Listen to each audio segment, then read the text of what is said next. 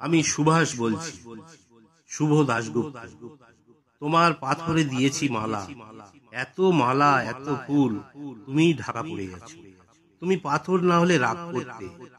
56 বছর আগের এক মধ্যরাতে এলগিন রোডের 3 তলার ঘরে আলো জ্বলছিল। চাদর গায়ের এক ছায়ামূর্তি পাইচারি করছিল অবিরাম। বাইরের রাস্তায় ইংরেজ পুলিশের চর সতর্ক সজাগ চোখে দেখছিল। তার সব সতর্কতাকে বুদ্ধু বানিয়ে তুমি তখন অন্ধকার চিরে ছুটে চলেছ আলোর পথে। দেশের মানুষ কাকপক্ষী কেউ টের পায়নি। তুমি চলে যাবার পর 56টা শীত, বর্ষা, গ্রীষ্ম, উদাও। তুমিও সেই থেকে প্রত্যেক জানুয়ারিতে পৃথিবীর এপাড়া ওপাড়া সব মাটিতে তোমার অনশ্বর পায়ের ছাপ।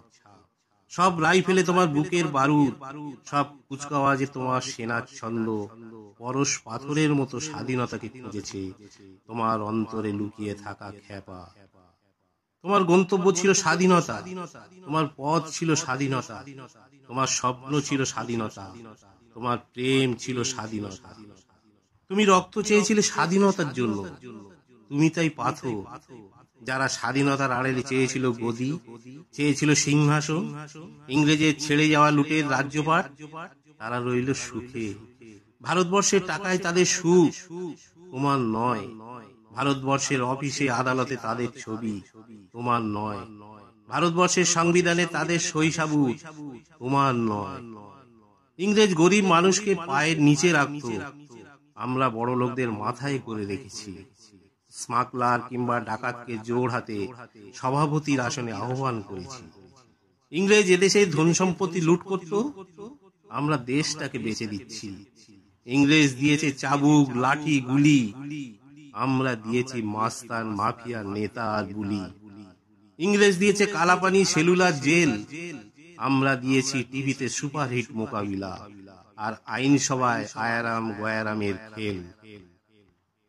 56 বছর আগের এক মধ্যরাতে পরাধীন এই দেশ ছেড়ে তুমি চলে গিয়াছিলে স্বাধীন এক স্বদেশে ফিরে আসার স্বপ্ন নিয়ে। তুমি ফিরে আসনি, স্বাধীনতা এসেছে।